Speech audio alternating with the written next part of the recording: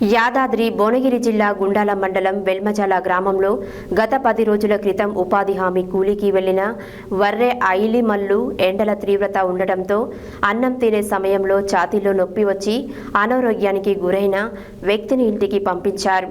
ఎండ తీవ్రత ఉండటంతో ఆ వ్యక్తి అకాలంగా మరణించారు.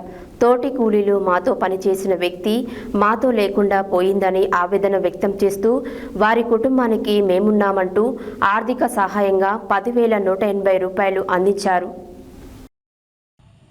యాదాద్రి భువనగిరి జిల్లా గుండాల మండలం వెల్మజాల గ్రామంలో గత 10 రోజుల క్రితం ఉపాధి హామీ కూలికి వెళ్లిన వరే ఆయిలిమల్లు ఎండలు తీవ్రంగా ఉండడంతో అన్నం తినే సమయంలో ఛాతీలో నొప్పి వచ్చి అనారోగ్యానికి గురైన వ్యక్తిని ఇంటికి పంపించారు.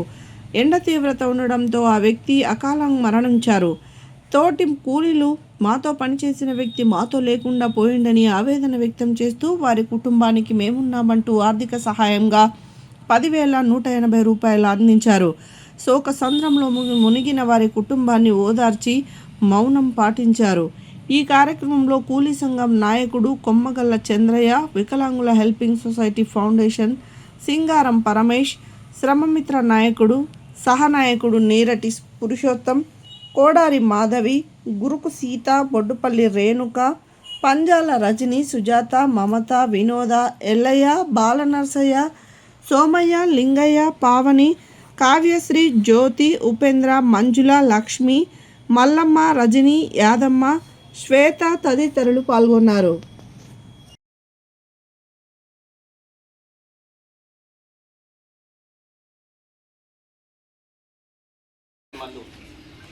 మరి ఎండ తీవ్రత వలన అకాల మరణం చెందినాడు.